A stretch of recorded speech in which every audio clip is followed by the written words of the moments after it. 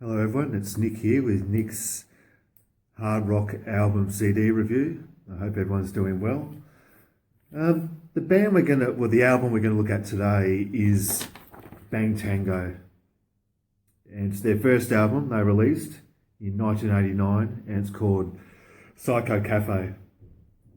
There we go. I'll just read the tracks while I've got it. Attack of Life, Someone Like You, Wrap My Wings, Breaking Up a Heart of Stone, Shotgun Man, Don't Stop Now, Love Injection, Just For You, Do What You're Told, and Sweet Little Razor. This album, I'm still finding it very hard to get into. I've had this for quite a few months now, and it's taken a lot of time to get into. Now, Bang Tango didn't have massive success. Now, I did do a video on Bang Tango a while ago, but they didn't have a huge amount of success. Now, they released two albums, this one and the second album, Dancing on Coals, which I'll do a review on later. Now, Bang Tango were actually put into the hair metal, glam metal category of music, like Poison and Warrant and Motley Crue, but these guys didn't belong in it. Sure, it's hard rock music. Don't get me wrong, but their music just didn't fit into that genre of music, that genre of music, that category of music. So Bang Tango, they're different. They are different. That's all I can say. Now we got pictures of the band here. There's a full picture of them there. There's Joe Lest, lead singer. Mark Knight, guitar. Kyle Stevens, guitars as well. Tig Kettler, drums. And Kyle, bass player. Now, this guy's a very good bass player. He actually adds a bit of funk to their music, a tiny little bit of sort of funk style to their music. But a very good bass player, this guy. Now, look, this album did reach number 58 on the American Billboard Top 100 charts, which isn't too bad. It's not brilliant, but it's not too bad at all. Now, this album didn't achieve any gold status or any platinum album sales status, nothing like that. They had one hit single, if you want to call it. It's called "Someone Like You." It's not a bad song. Yeah, I don't mind it. But apart from that, this album didn't really do much. Look, I mean, this band was well known, in especially on the Los Angeles scene, back then. They were well known. In regards to the single "Someone Like You," which I just mentioned, the video clip was played a lot on MTV. So that did help give Bang Tango some exposure. MTV playing their music video. But interestingly enough, this album reached number 37 on the Rolling Stone magazine, which is a well-known, respectable magazine that's been around a very long time. Yeah, this album did reach number 37 on the greatest hair metal albums of all time. So obviously people saw something in it. I'm not saying it's a bad album, but it's, for the life of me, it's just taken a while for me to get into this. And I must admit, Joe Lest, the lead singer, on this particular album, he sounds a lot like Tamed Down. There's Tame. Lead singer of Faster Pussycat, there with the blonde hair. His singing style sounds very similar to Tame there.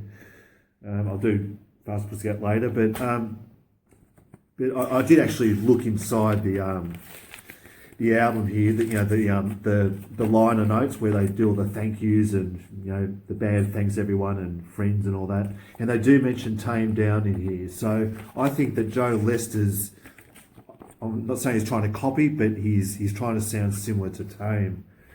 to Tame singing that kind of sort of snarly, shrieky type voice. Now, Tame does it brilliantly for Faster Pussycat. It works for Faster Pussycat, but with Bang Tango, I don't know.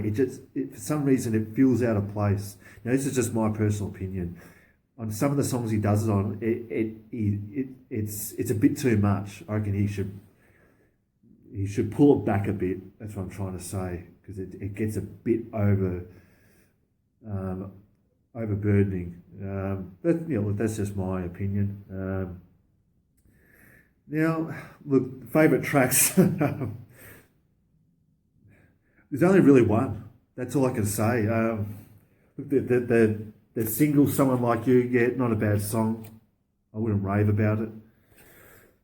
My favourite track off this album would have to be "Breaking Up a Heart of Stone." It's got a catchy chorus, and it's got a really subtle. It's got a good subtle use of keyboards, especially during that chorus, and it works really well. But there's also another song called "Love Injection." It's not a bad song. It's got a bit of a funk vibe to it. That's, as I said before, that's courtesy of Kyle, the bass player. He adds that little bit of a funk to the music. But Bang Tango's second album. Now, this I really enjoy, and I only recently got this, a few months ago, but I had this back in the day, back in the early 90s, and the reason why I got this album was because of this album. Now, they are different albums. This one's more easier to listen to, I found. It's easier to listen to. But I'll review that at a later stage. Look, in regards to this album, I've got to be careful what I say in case I don't upset any Bang Tango fans. I would, me personally, this is my personal opinion, I wouldn't tell people to go out and particularly listen to this album. I would not tell people to do it. I don't think it's that strong an album. I'm not saying it's a bad album. I'm not saying it's a bad album, but I'm not saying it's a fantastic album. I wouldn't go out of my way to listen to this album all the time. Not a chance. It's all right to put it on now and again. It's fine. The guitar, I must admit, that's something I was meaning to say. The guitarists, they're very good guitarists, these two guitarists. They are, I'll give that to them. They are very good. Mark Knight and Kyle Stevens, very good guitarists. But I prefer the second album far more than this one.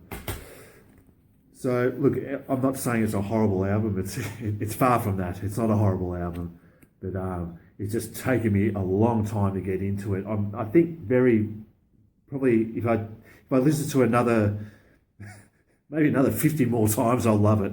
But it's going to take a while. But look, they're a great band. That Bang Tango didn't set the world on fire, obviously, but they are known, especially during this period of time, and especially during the all of those hard rock hair metal bands. They were known. So out of 10, I would give this album, I'll give it a 6 out of 10. I'll give it a 6 out of 10. So, but I'm glad I've got it in my collection. I think I remember reading that Bang Tango did release another album, so they got 3 albums. But by the time they released the third album, music had obviously changed, and no one was interested in them really. So anyway, that's the unfortunate thing that happened. So yeah, there we go, Bang Tango, and I'll do Bang Tango's other album later on. But until then, thank you very much for watching, and I hope everyone's doing well and staying safe. And actually, the next album I'm going to do, just hang on a sec. Next album I'm going to do is LA Guns.